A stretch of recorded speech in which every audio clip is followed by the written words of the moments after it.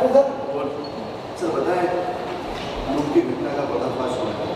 ये परसों एक घटना हुई थी खजराना थाना क्षेत्र में, जिसमें स्पंदना सोसाइटी है, उसका जो कलेक्शन का स्वयं सहायता समूह के माध्यम से पैसे कलेक्शन का काम करते हैं ये।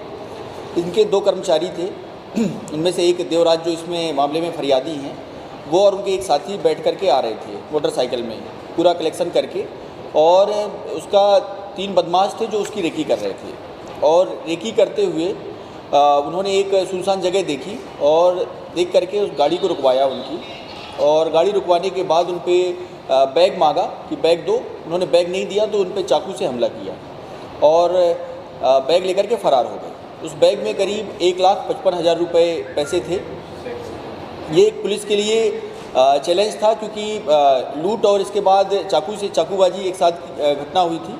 तो तत्काल थाना प्रभारी ने उस पर एक्ट किया। और ये सबसे बड़ी बात है कि उस दिन हमारे थाना प्रभारी का जो सालगिरह भी थी, तो इसके बाद भी हालांकि उनको प्रोग्राम था, लेकिन उन्होंने अपनी ड्यूटी को पहली प्राथमिकता दी और इसको पूरी तन्मयता के साथ लगे रहे। मौके पे हम भी गए थे और इसमें वहाँ के आसपास के CCTV फुटेज खंगाले गए, जो कि बहुत क्लियर तो उस समय नहीं मिल पाए थे, लेकिन आसपास के फुटेज भी देखे गए। तो उसमें से एक लड़का भागता हुआ नज़र आया। और जब ये घटना हो रही थी, उस बीच में धक्का मुक्की में उसका मास्क जो है थोड़ा सा नीचे हो गया था।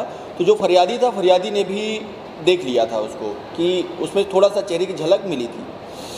फिर इस बीच में काफ़ी प्रयास किया गया इसका, जितने भी चाकूबाज और लुटेरे इस तरह के थे उन सबको पहचान की गई। उनकी फरियादी को फ़ोटो दिखाई गई, CCTV फुटेज से उसकी मिलान की गई और उसमें आरोपियों की पहचान हो गई उससे। जब उनका मोबाइल नंबर लेकर के उनका पूरा ट्रेस आउट करने का प्रयास किया गया तो उनके फ़ोन वगैरह भी बंद थे और वो घर से फरार थे। इससे पुलिस का संदेह और पक्का हो गया कि इसमें यही आरोपी हैं। बाद में पुलिस ने जाल बिछा करके आरोपियों को पकड़ा और इसमें 3 आरोपी मुख्य रूप से थे जो घटना को अंजाम देने में थे, और उसमें एक जो है आरोपी की माँ भी उसमें शामिल थी। और इसमें आरोपी की माँ वही थी जो जिसके घर पे समूह की मीटिंग होती थी, और इसका लड़का पहले भी इस तरह की लूट और चाकूबाजी की घटनाओं में वो बंद हो चुका था।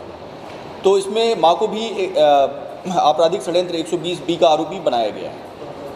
सर, इसमें एक बात यह देखनी आएगी कि जो तो इनकी माँ और जिसने लूट करी, ये लोग आगे पीछे घूम रहे थे।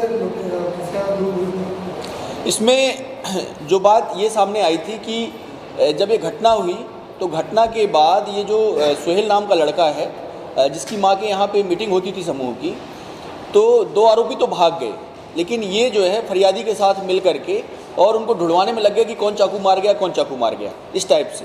तो उस पर भी पुलिस का ध्यान था कि ये जो है, इसमें फरियादी बार बार कह रहा था कि ये नहीं हो सकता है क्योंकि ये तो मेरी मदद कर रहा था, लेकिन बाद में वही निकला।